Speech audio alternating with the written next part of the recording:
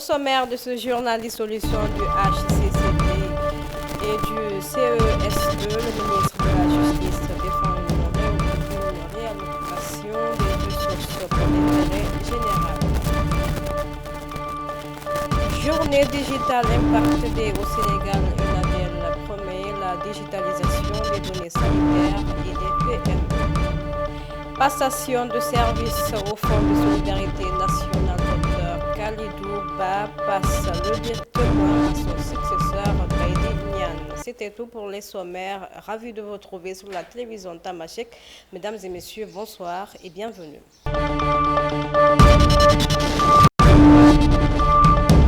Comme je vous disais dans les titres, lors des débats à l'Assemblée nationale sur le projet de la loi numéro 1 visant à dissoudre le Haut Conseil des collectivités territoriales et le Conseil économique, social et environnemental, le ministre de la Justice a pris la parole pour justifier cette initiative gouvernementale. Par ailleurs, il a souligné l'absence d'arguments convaincants en faveur du maintien du HCCT et du CESE.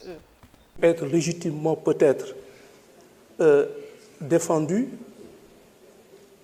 Je n'ai pas entendu quelqu'un dire ou soutenir que, en tout état de cause,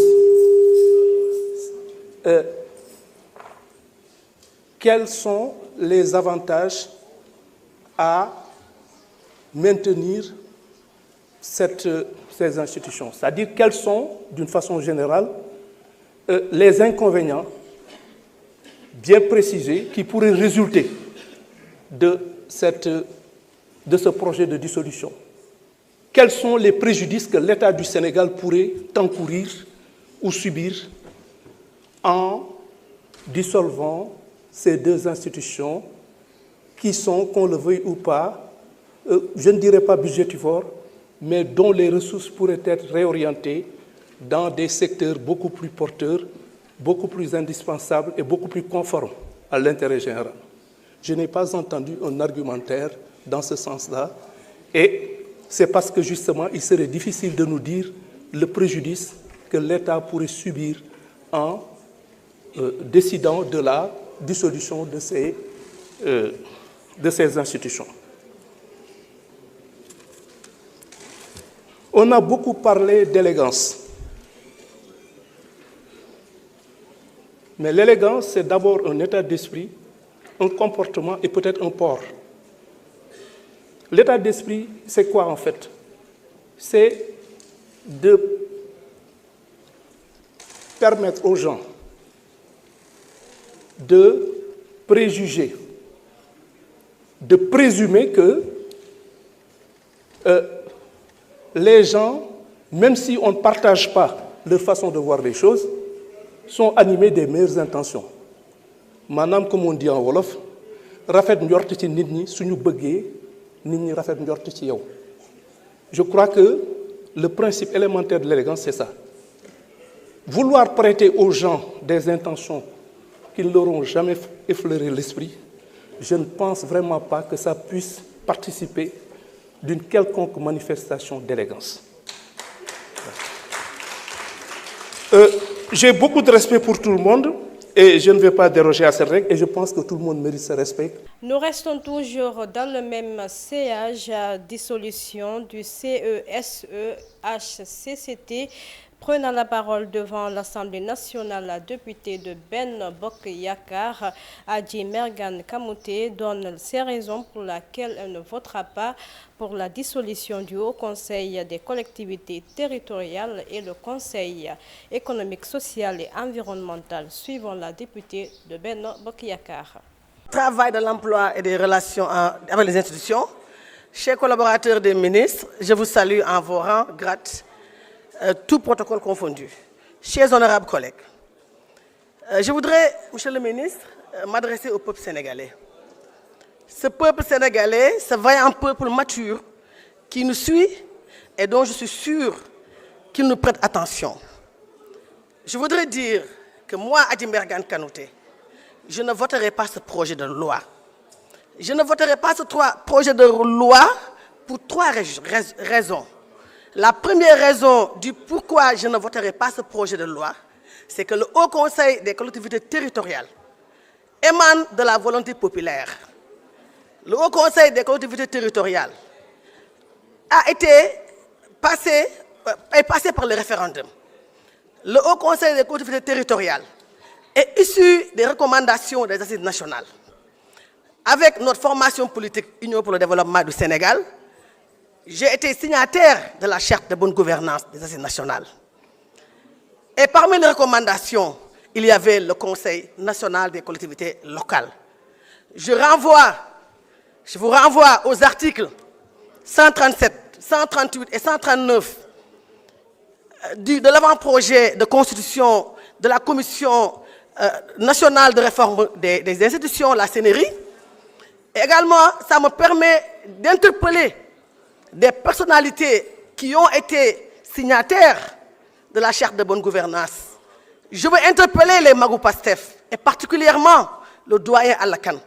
Je veux interpeller Dr Diallo Diop du RND. Je veux interpeller Madiaye Mbodj de Yoonu Askan Wi. Et je veux interpeller également Mamadou Lamine Diallo Tekki.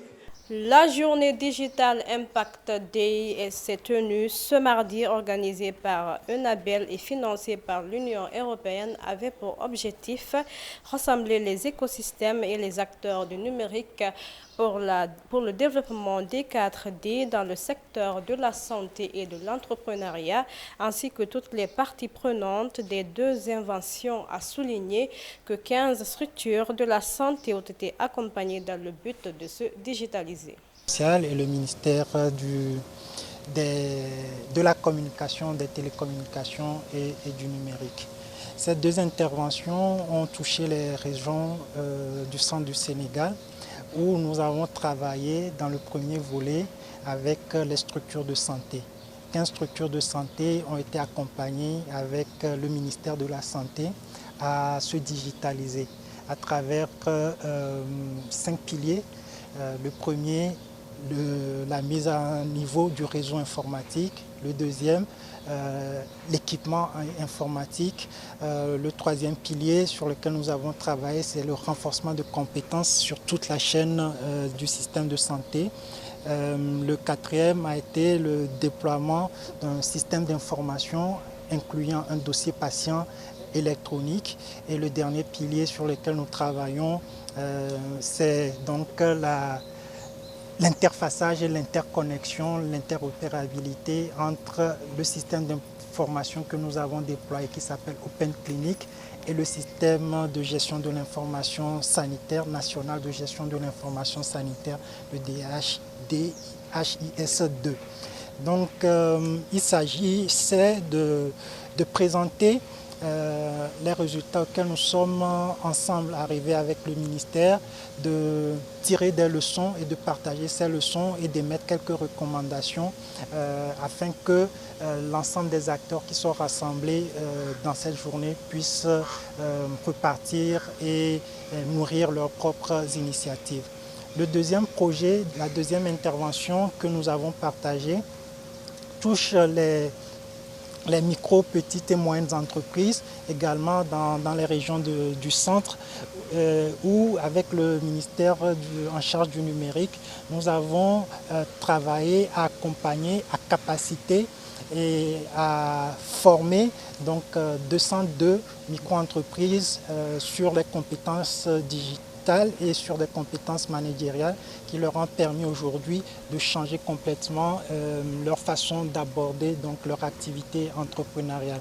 Sur ces 202, 10%, donc 20 entreprises ont reçu un accompagnement un peu plus spécifique où grâce à l'écosystème numérique du Sénégal, des solutions numériques, des logiciels et applications ont pu leur être fournies, leur permettant là également de changer d'échelle, donc d'améliorer leur croissance et d'être plus prêtes à faire face aux différents chocs et notamment Nous restons toujours au Sénégal. Passation de service au Fonds de solidarité nationale. Ce mardi, le nouveau directeur général du Fonds de solidarité nationale a pris fonction officiellement. L'inspecteur du Trésor Baïdignan a pris les rênes de l'institution dans une ambiance remplie d'émotions. Le directeur sortant Kalidouba a rappelé les réalisations durant son mandat.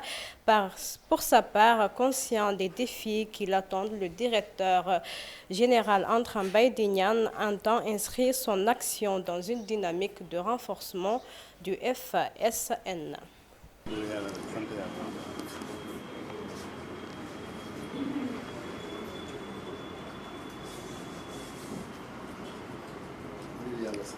J'espère que là où ils sont fiers de moi.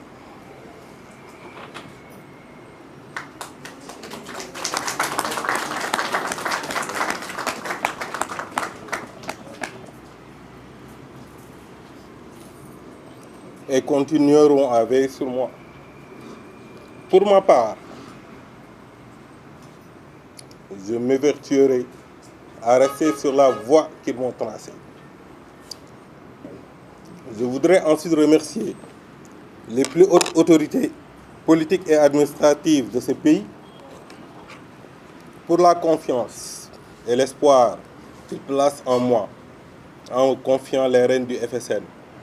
Je veux citer ici le président, son Excellence Bassirou Diomaye Diakhar Faye, son premier ministre Ousmane Sonko et Madame Maïmouna Dièye, ministre de la Famille et des Solidarités. Je puis leur assurer que je tâcherai de tenir fermement ces rênes pour relever avec eux les défis du développement économique et social de notre cher Sénégal. En effet, reconnaissant l'immense mérite de mon prédécesseur, mon ami Khalidou qui est là, à qui je rends ici un vibrant hommage pour le travail abattu à la tête de cette institution ô combien importante pour la République, ils m'ont confié la mission hautement importante de préserver les acquis, mais aussi d'ouvrir d'autres chantiers et perspectives pour la satisfaction exclusive de notre cible. Pour cela, je compte sincèrement sur l'accompagnement, la loyauté, mais aussi et surtout le sens de la responsabilité du personnel du FSN, sans qui aucune grande réussite ne pourra être réalisée dans cette structure. Mes chers collaborateurs, les attentes des autorités sont immenses, mais je compte sur vous pour qu'ensemble, sous la surveillance et les orientations du Conseil éponyme, nous puissions de manière solidaire.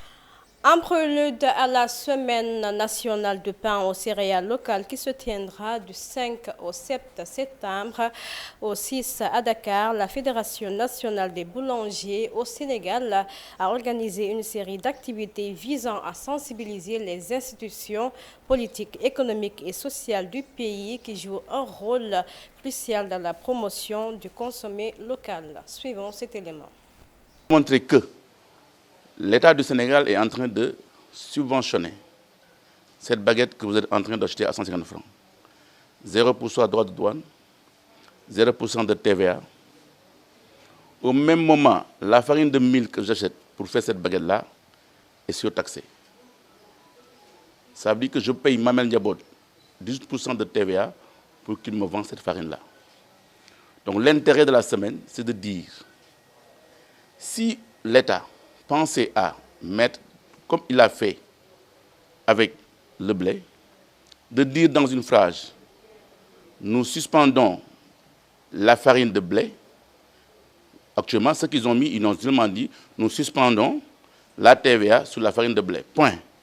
Ce que nous demandons seulement, qu'ils changent la phrase pour dire, nous suspendons la farine de blé, la TVA de la farine de blé, virgule, et les farines locales. C'est ça qu'on demande seulement. Toute la communication, c'est tout ça. Pour que les gens de Bercy, le ministère des Finances, comprennent qu'ils doivent appuyer la population s'ils disent qu'ils veulent une souveraineté alimentaire.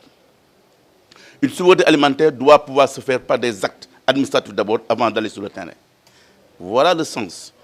Mais encore, la formation. Donc, vous êtes ici dans une école, on forme.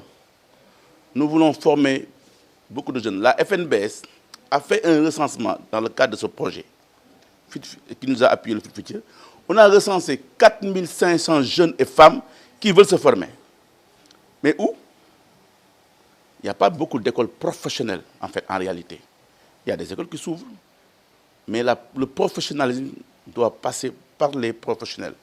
C'est ça que nous demandons, que l'État appuie la formation, la fiscalité avec ce...